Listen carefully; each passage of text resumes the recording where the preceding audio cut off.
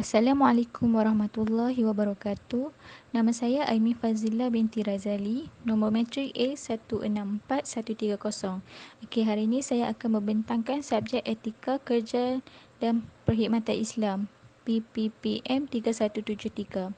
Okey, tajuk saya ialah amalan dan cabaran mengamalkan nilai dan etika kerja Islam.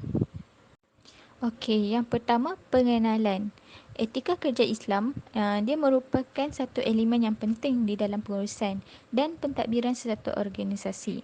Okey, kecemerlangan dan kemajuan sesuatu organisasi terletak kepada tenaga kerja yang berada di bawah sebuah organisasi dengan kesedaran mereka terhadap etika, nilai, sasiah dan kepimpinan yang baik. Okey, nilai-nilai murni tersebut perlu bagi mengelakkan daripada berlakunya kejadian atau gejala buruk seperti kemunduran dalam pentadbiran seperti pecah amanah, rasuah, penyelewengan harta, penipuan, kelembapan pentadbiran dan pengurusan dan sebagainya. Okey, seterusnya kita masuk kepada etika dari perspektif Islam. Okey, Islam mempunyai sistem etika yang tersendiri iaitu konsep akhlak. Okey, dari segi bahasa, akhlak ni berasal daripada perkataan Arab dan mempunyai jamak kepada perkataan khuluq yang bermaksud sifat semula jadi, tabiat, maruah, moral dan atau perlakuan seseorang individu. Okey, etika Islam atau adab dan akhlak Islamiah ni adalah etika dan moral yang dianjurkan di dalam ajaran Islam yang terkandung di dalam Al-Quran dan As-Sunnah dengan mengikuti contoh dari teladan Nabi Muhammad SAW yang di dalam akidah Islamiah dinyatakan sebagai manusia yang paling sempurna akhlaknya. Konsep akhlak diterangkan secara jelas di dalam Al-Quran dan Sunnah. Islam tidak bergantung hanya kepada akal semata-mata dalam mencari asas akhlak. Sebaliknya, ia ditentukan dan diberi penerangan melalui wahyu dan perlakuan Rasulullah sallallahu alaihi wasallam. Firman Allah Subhanahu wa taala di dalam Al-Quran menyatakan bahawa Rasulullah sallallahu alaihi wasallam merupakan contoh tauladan yang terbaik sebagai idola insan yang beretika. Hal ini sebagaimana dinyatakan di dalam Al-Quran surah Al-Qalam ayat 4. A'udzubillahi minasyaitonirrajim wa innaka la'ala khuluqin azim. Sadaqallahul azim. Maksudnya dan bahawa sesungguhnya engkau mempunyai akhlak yang amat mulia. Okey, seterusnya kita masuk kepada amalan dan etika kerja Islam. Di sini saya menyatakan 11 amalan dan etika kerja Islam iaitu yang pertama, matlamat pekerjaan adalah untuk mencari redha Allah. Yang kedua, keimanan. Yang ketiga, menghargai masa. Yang keempat, amanah. Yang kelima, telus. Yang keenam, adil. Dan yang ketujuh, syura. Ke-8, menghormati ketua. Ke-9, menepati janji. 10, penghargaan. Dan yang ke-11, sabar. Okey, seterusnya kita masuk kepada amalan dan etika kerja yang pertama, iaitu matlamat pekerjaan adalah untuk mencari redha Allah. Okey, matlamat kerja dalam Islam adalah sebagai satu ibadah untuk mendapatkan keredaan Allah Subhanahu Wa Taala. Matlamat yang ditetapkan oleh organisasi haruslah bertetapan dengan matlamat akhir seorang Muslim, iaitu memperoleh keredaan Allah Subhanahu Wa Taala dan diberi ganjaran pahala dan balasan yang baik di akhirat. Keredaan Allah itu merupakan puncak dalam setiap tindakan yang dilakukan. Matlamat kerja yang betul akan melahirkan Muslim yang berjaya dalam segenap bidang pekerjaan kerana menyedari akan perlunya untuk kita menguasai bidang falsafah, penyelidikan, sains dan teknologi. Pekerja yang mempunyai pemikiran seperti ini cenderung untuk melaksanakan tugas dengan lebih bersungguh-sungguh dengan kesedaran terhadap matlamat sebenar pekerja, iaitu adalah kerana Allah Subhanahu Wa Taala, dan seterusnya dapat memberikan sumbangan yang terbaik kepada organisasi tersebut. Seterusnya, amalan dan etika kerja Islam yang kedua iaitu keimanan. Keimanan merupakan tonggak dalam kehidupan seseorang Muslim. Tanpa iman, segala amalan baik seseorang itu tidak diambil kira. Okey, dalam penerapan etika kerja Islam dalam pentadbiran, konsep keimanan perlu diberikan penekanan yang khusus. Individu yang mempunyai iman yang tinggi pasti akan melaksanakan tugas dengan baik, walaupun dengan pengawasan yang minimum. Hal ini disebabkan adanya kesedaran dalam diri, walaupun manusia tidak melihat, tetapi Allah Subhanahu Wa Taala mengetahui setiap apa yang dia pekerjakan.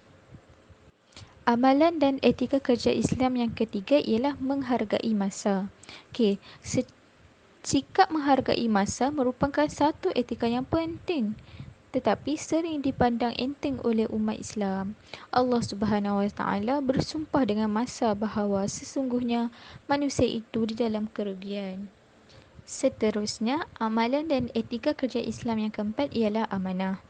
Amanah dari segi bahasa ialah memenuhi atau kepercayaan. Manakala dari segi istilah pula, amanah ialah melaksanakan apa yang telah diperintahkan oleh Allah Subhanahu Wa Taala kepada hamba-Nya. Terdapat dua amanah yang perlu dilaksanakan oleh manusia, iaitu amanah Allah Subhanahu Wa Taala kepada manusia yang terdiri daripada suruhan dan larangannya, serta amanah sesama manusia yang perlu disempurnakannya. Amalan dan etika kerja Islam yang kelima ialah telus. Ketulusan merupakan perkara yang mempengaruhi sesuatu pekerjaan dengan melibatkan pihak-pihak tertentu. Sekiranya sesuatu tindakan yang diambil tidak dilihat dengan teliti ataupun dengan menggunakan saluran yang salah, ia akan mengakibatkan golongan yang tidak berhak mendapat bahagian yang sepatutnya. Allah Subhanahu Wa Taala memberikan peringatan kepada hamba-Nya agar sentiasa melakukan sesuatu dengan betul. Amalan dan etika kerja Islam yang keenam ialah adil. Keadilan merupakan salah satu etika yang perlu ada dalam setiap diri manusia dan tidak terhad kepada orang Islam sahaja. Konsep keadilan ini merupakan subjek yang menjadi perbincangan manusia sejak zaman dahulu lagi. Konsep keadilan ini melibatkan semua pihak, bermula daripada pengurusan tertinggi sehinggalah ke pekerja biasa. Menjadi tanggungjawab pihak atasan untuk memberikan tugas yang bersesuaian dengan kemahiran seseorang dan memberikan ganjaran yang setimpal dengan kerja mereka.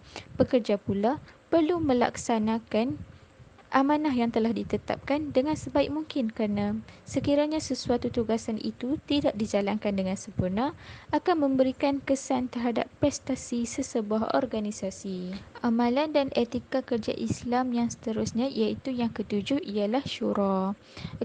Syura ni merupakan satu konsep yang telah diperkenalkan oleh Islam. Syura dapat diertikan sebagai mesyuarat atau perbincangan. Syura juga perlu kepada pemerhatian yang mendalam, perbahasan tentang sesuatu perkara dan perbincangan dengan golongan yang berautoriti bagi mendapatkan keputusan yang membawa kebaikan kepada semua pihak. Bagi memastikan sesebuah organisasi dapat membangun dengan efektif, penglibatan semua pihak dalam penentuan keputusan dalam sesuatu perkara adalah sangat penting. Seterusnya amalan dan etika kerja yang ke-8 iaitu menghormati ketua. Sesebuah organisasi yang baik perlu mempunyai struktur organisasi yang kemas dan tersusun. Bagi memastikan setiap tugas dilakukan dengan sempurna, pemantauan daripada pihak atasan adalah perlu dan setiap arahan yang diberikan perlu dilaksanakan dengan sebaiknya. Sikap yang tidak menghormati atau enggan untuk melaksanakan apa kerja yang diarahkan oleh pihak pengurusan akan menyukarkan sesuatu kerja daripada disiapkan. Seterusnya, amalan dan etika kerja yang ke-9 ialah menepati janji. Setiap individu yang berada di sebuah organisasi sentiasa diminta untuk melaksanakan perkara-perkara yang telah ditetapkan di dalam kontrak atau perjanjian. Menepati janji bukanlah satu pilihan, sebaliknya ia merupakan satu kemestian. Penyempurnaan tugas sebagaimana yang telah dijanjikan pastinya akan memberi impak positif kepada organisasi seterusnya, menyebabkan pelanggan mempunyai keyakinan untuk terus bekerjasama. Seterusnya, amalan dan etika kerja yang ke-10 ialah penghargaan. Islam memberikan tumpuan yang khusus terhadap ganjaran atau upah yang perlu diberikan untuk setiap kerja yang dilakukan. Pemberian ganjaran merupakan cara majikan untuk memberikan penghargaan kepada pekerjanya setelah siap melakukan tugas yang diberikan. Pemberian ini penting bagi memastikan motivasi pekerja berada dalam tahap yang terbaik dan memberikan kesan yang positif terhadap organisasi. Ganjaran ini terbahagi kepada dua bentuk, iaitu ganjaran secara langsung yang merangkumi gaji atau upah, komisen dan bonus, serta ganjaran tidak langsung yang merangkumi perkara-perkara seperti kebajikan, kesihatan pekerja, cuti, insurans dan sebagainya.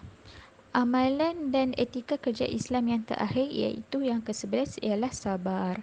Sabar merupakan salah satu etika individu yang paling utama. Rasulullah SAW sendiri merupakan contoh terbaik sebagai idola seorang yang sabar. Semasa menyebarkan Islam, baginda ditentang oleh kaumnya sendiri sehingga berhijrah ke Madinah.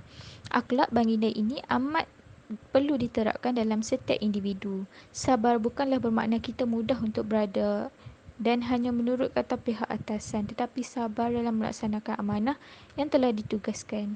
Okey, seterusnya kita masuk kepada cabaran mengamalkan nilai dan etika kerja Islam.